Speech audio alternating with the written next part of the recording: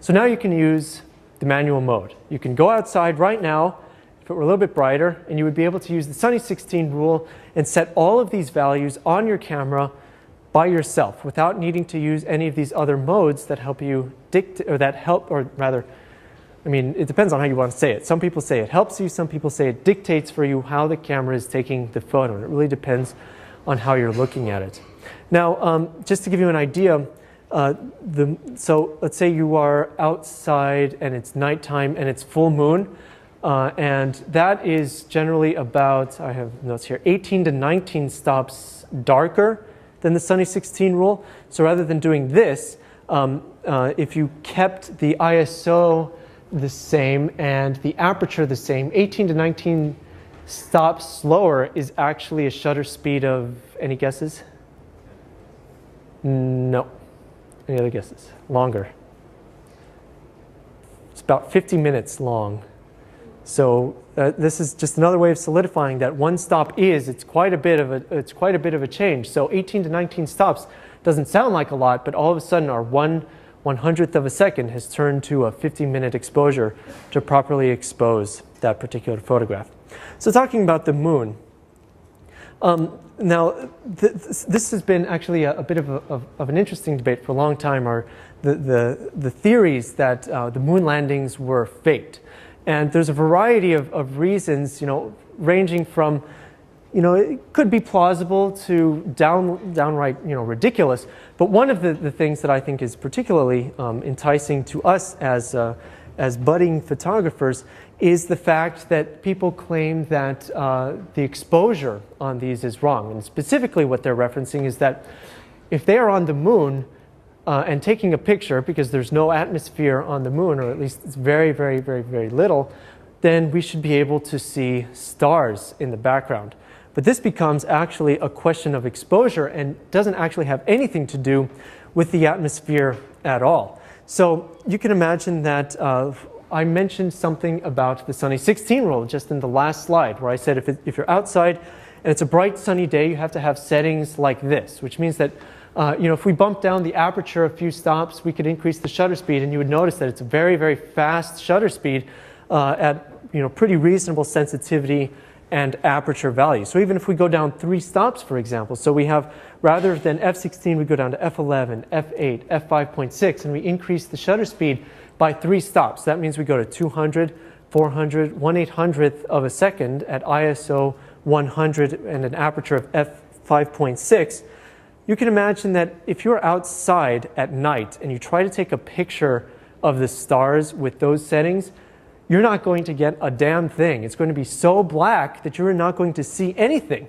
And that's exactly what's happening. The sun's light is so overpowering that there is just no way you're going to see these relatively minute stars that are giving off so much less light. Well, they may be giving off as much or more light, but because of the distance, it's just we are getting so much less light from those stars than from the sun that this is just not a valid excuse. And so I gotta say that, at least from this point of view, that conspiracy theory is complete bunk. It's just a complete myth, because there's no way that it's possible to happen. And in fact, if we take a look at a more modern photo of the moon taken from Japan's version of NASA, they took very high resolution photos of the moon, basically HD video and some high resolution photos of the moon. And they have one picture in particular where the Earth literally, it's an Earthrise. So as you see the horizon of the moon, and then slowly the Earth rises from it. And you can see a number of things happening here. First of all, again, there's no stars, but more importantly, the shadows given off by the sun, because the sun's light is so harsh, you can't even see any detail in the shadows. And I guarantee they were not using cheap camera equipment or anything like that. So it's not like it's not like it just wasn't capable of doing it. It's just that it's so much darker. There's so little light. There's no way that they were able to capture it. Yes.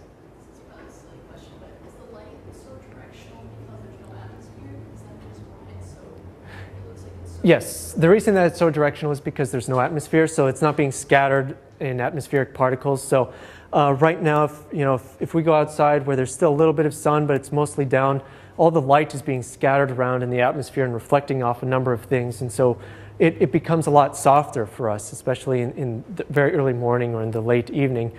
Even in midday, it does, in midday, the sun is shining through less atmosphere because it's more direct. It's going straight down onto the Earth's surface, basically. And that, as you know, where we get a lot of harsh light from the sun is around midday.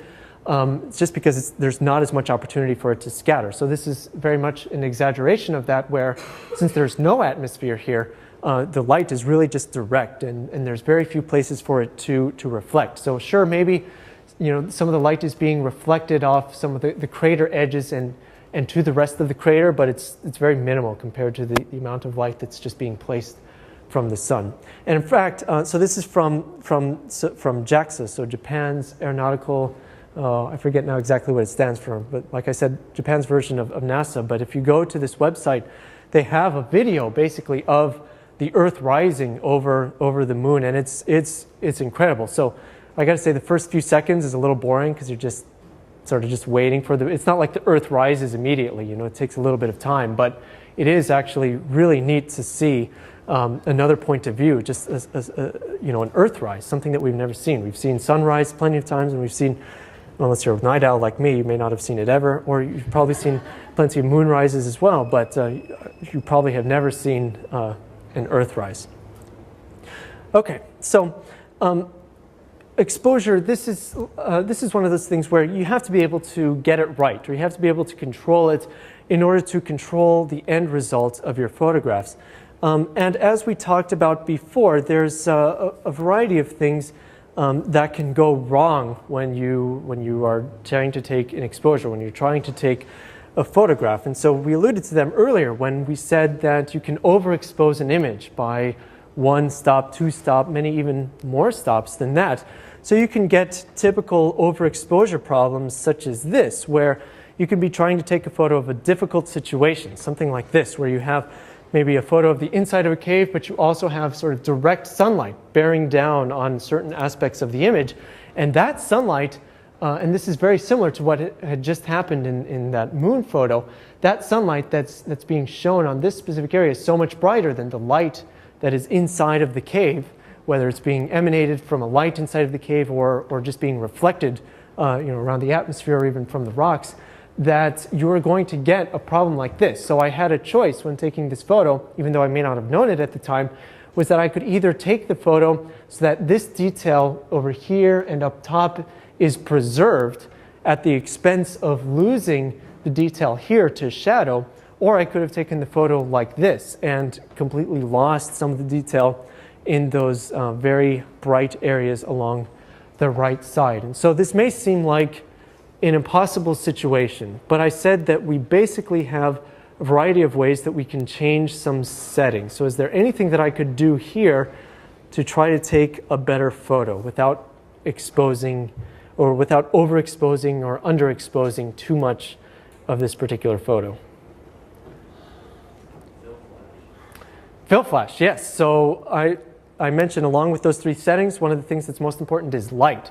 So you can actually change the amount of light that you have by adding more, by using a fill flash, so either using the flash that exists on top of your camera or using a separate flash unit, or you could use a variety of other ways of just trying to get more light inside here. So for example, they make these very large photographic reflectors. So if you've ever seen a video of like a professional photography shoot, they usually have these poor assistants that have to hold up these really big, basically white sheets of cloth or of paper that reflect the light either from the flash or from the sun, so that it fills portions of the image that are too dark. And so that's another thing we could do, is that I could have had somebody hold up a very large reflector and put more light in over here.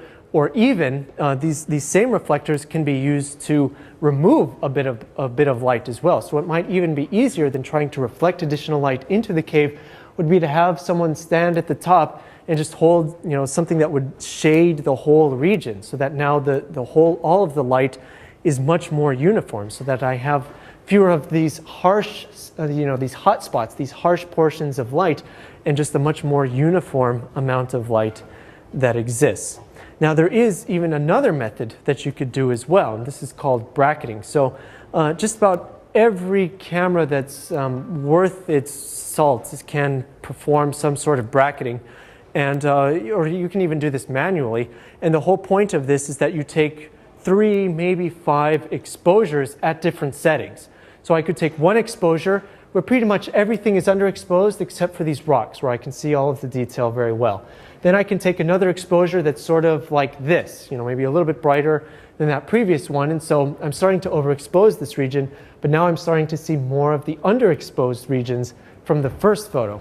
Then finally I could take another photo still that was even brighter. So sure, I'm going to lose all of the detail over here pretty much, but then I'll be able to see all of the detail inside of this entrance to the cave. And now what you can do later on is you can go back using software and actually layer them on top of each other and only pick the well-exposed regions from each, so that you can then construct in the end from 3 original photos, one photo that has that's overall well exposed.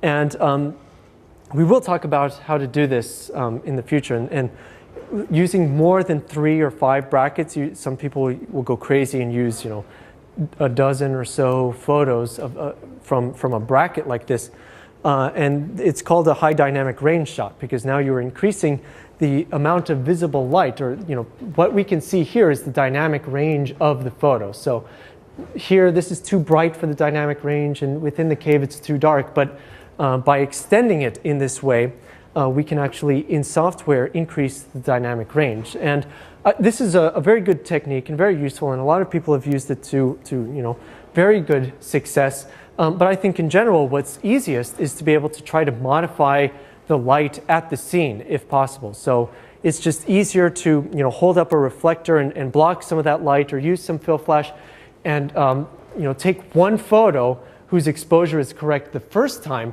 rather than having to go back and sit at your computer and work on correcting this photo. And like I said, this doesn't mean that it's an incorrect way of doing it, or that it's even bad. It just depends on what your priorities are, and even how much equipment you have and how much time you want to spend here versus at home. Yes? If you really wanted to do that layer, yes, by bracketing, you'd pretty much want to use a tripod, wouldn't you? Mm-hmm. You'd want the pictures to be yes. identical? That's absolutely correct. You want the pictures to be identical for all intents and purposes, except for the exposure. So you generally can't bracket when you have people in them, because the people will move even very minutely, and you'll get some sort of weirdness that exists there.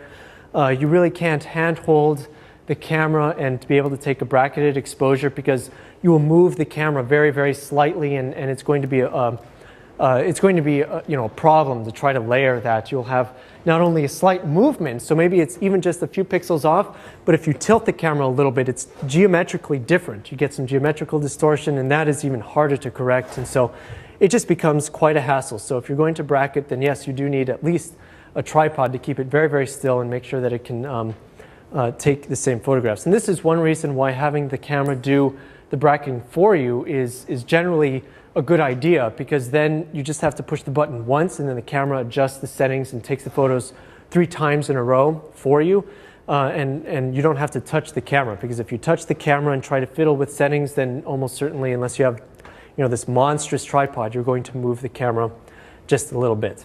So okay, so this is an overexposed image. So similarly, you can have an underexposed image as well. And so this is very, very popular when you have, maybe not popular, but very common when you have a photo that is backlit, or you have something like this where you have a sky that is very, very bright, or a background that is very, very bright, and a foreground that isn't as bright. So maybe the sun just isn't shining on the horizon here, or on the ground that exists right here, and it's just very, very difficult to do it. So in this case, this is a bit harder of a situation, because whereas in this previous photo, this is sort of a tangible, or it's just a manageable amount of space. You could have one reflector, and you could really help decrease the amount of light that exists here.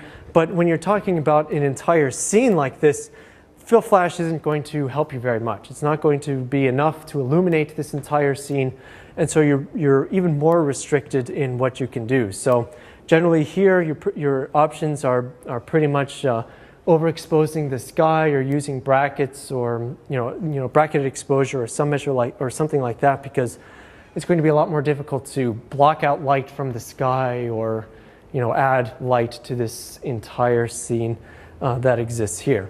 But this actually brings us to a really, really good point, in that there are good and bad times of day to take photos, and at least in terms of how easy it is. So dawn and dusk, you pretty much can't go wrong with photos taken at dawn and dusk, because the light is not only very soft, but it's very diffuse, and it's also very warm that's coming from the sun. So it's not harsh light. So if you take a photo in midday, for example, you can take a good photo, of course, but the light is much more harsh, so that you get very harsh shadows, just as we can see back here. The light is very harsh. We can get some harsh shadows. We can get some areas that are very difficult to expose properly, or even just little tiny areas within the photo that are difficult to expose properly. But if the same photo was taken at dawn or at dusk, when the light is much more diffuse, I may have less light to work with, but still it's much easier to take a better picture. And during the day, if you have to take a photo during a specific time of day, then what you can really hope for is an overcast day, because an overcast day means pretty much the same thing. It's going to diffuse the light quite a bit. You're not going to get the very harsh shadows from direct sunlight. You'll be able to take a much better picture that doesn't have any harsh shadows. So if we go back here, for example, this was taken pretty much midday, or at least mid-afternoon, but there's no harsh shadows, and that's just because I got lucky with the weather. So it was a nice day, but it was just overcast enough that it diffused the light, and it got rid of a lot of these shadows. And if the same photo had been taken when it wasn't overcast, I guarantee that it just would not be very interesting, especially if the sun is not optimally placed. So maybe it's behind the players, for example, then I get very backlit situation, and it just becomes much more difficult. So we really are, as photographers, at mercy to the weather and to the time of day in order to get a very, very good photo, unless you have tons and tons of money and you can light up this whole thing like a Christmas tree. Then you can get around it. So you either have to be lucky or have lots of money. And so I guess both doesn't hurt, right? So each of these photos, by themselves, they're pretty uninteresting, but they're useful to show you as candidates for under and overexposure. But where things can really go wrong, and it always pains me to show people that I've actually taken a photo like this, is something like this, where you can get both underexposure and overexposure in the same embarrassing image. So in this case, for example, the sky is so overexposed, you can see nothing there, even though there were some clouds. And the bridge is so underexposed that you really can't see any of the detail here. And at the time, I was like, oh, this is going to be awesome, because there were clouds and all this stuff. Took the photo, I looked at it, and I got in my car and I drove away. I was like, forget it. There's no way. That it's just so hard to take a photo like this, and I frankly was not being patient enough. I didn't want to wait.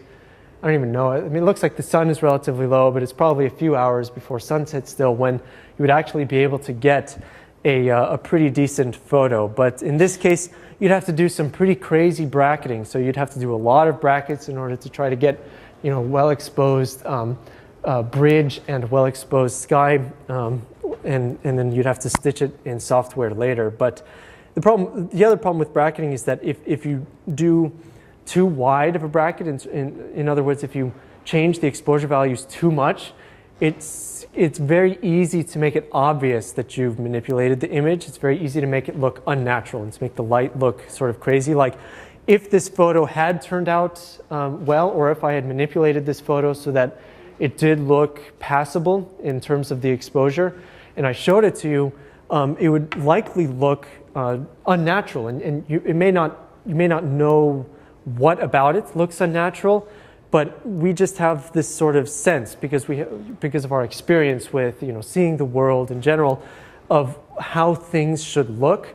And while this is a bit exaggerated to us, if it was absolutely perfect, then something would look wrong about it. So you do have to be careful about manipulating these things in that way as well. So, but you can actually use under and overexposure to your benefit as well. So sometimes you actually want to intentionally underexpose something or intentionally overexpose something so that you completely get rid of some uninteresting details.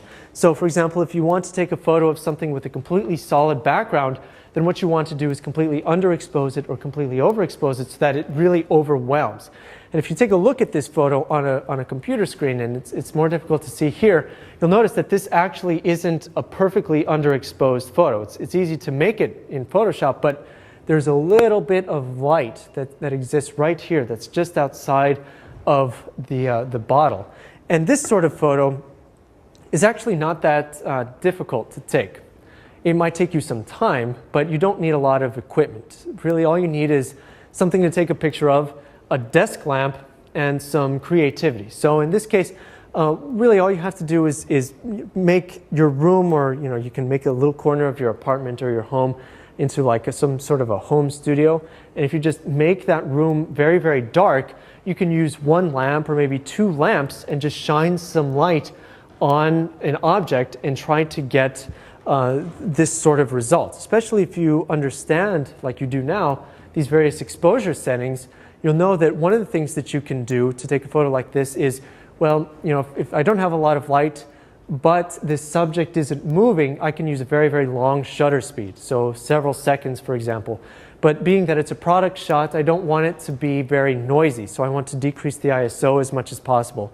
And now, since I want to focus just on this whiskey bottle and not on, frankly, the black shirt that exists behind it, you can use a relatively low F number so that you get only the whiskey bottle in focus, and then everything else behind it sort of blurs into the background, which helps reduce the amount of texture that exists within it. So yes, like I said, all you really need is something to stand it up on and a black shirt. And if you drape that black shirt sufficiently far away, then you will be able to get a shot like this, which by itself, isn't perfect, but it's a very good start into a very professional looking photograph for sort of a product shot. And if you sell things on eBay or even on Craigslist, just spending a little bit of time to do something like this will really enhance the marketing of your own image. So after this, I realized that I should probably also take this photo on a white background as well. So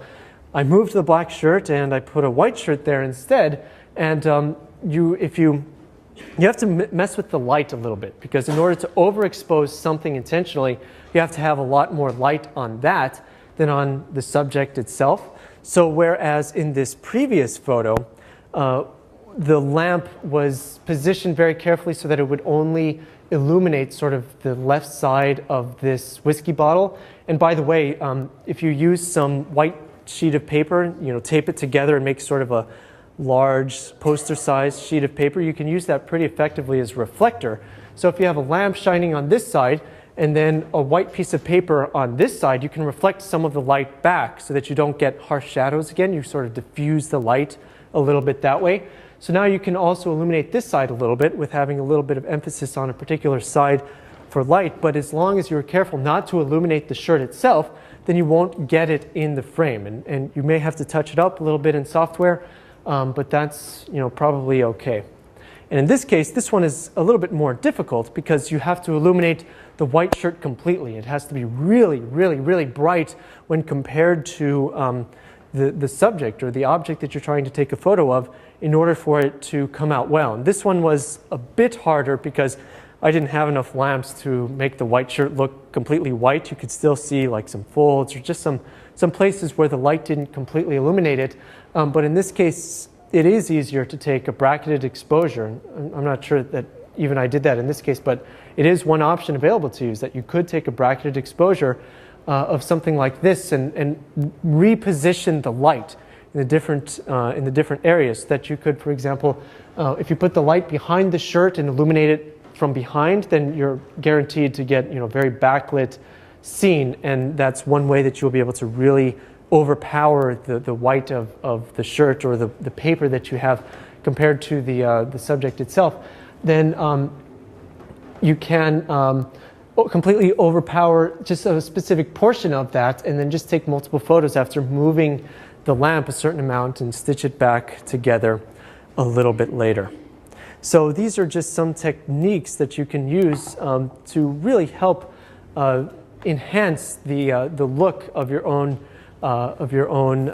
photos without really needing a lot of additional equipment. You can do this pretty cheaply. You can go to Home Depot and just buy some inexpensive halogen lights, for example, which are really, really bright. And yes, they get very, very hot quickly. So you have to have a pretty well ventilated room. Otherwise, you're going to get a little warm and sweaty. But just by having some of these lights, you can take some very good photos without really even needing an SLR. Because remember, a compact digital camera may not have the best high ISO performance. But when you give any modern camera just lots and lots of light to work with and a long enough shutter speed with which to work at, then you can really take high quality photos, even with very small compact digital cameras. They just love light. So just if you feed them lots of light by basically flooding your apartment with enough lights to light up Fenway on when there's a game, then you will make a very good photo, and you can use your knowledge now of these settings to your advantage to try to figure out what is best. And you'll notice that in this case, even though this looks very bright, this exposure was taken at 15 seconds. So it was one lamp, like I said, and really in order to make it look very bright and very white like it is, you have to just capture lots and lots and lots of light in order to do it. Okay.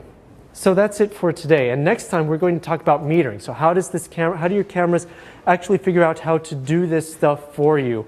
And we'll talk also a little bit about flash photography. So thank you all for coming, and we'll see you next week.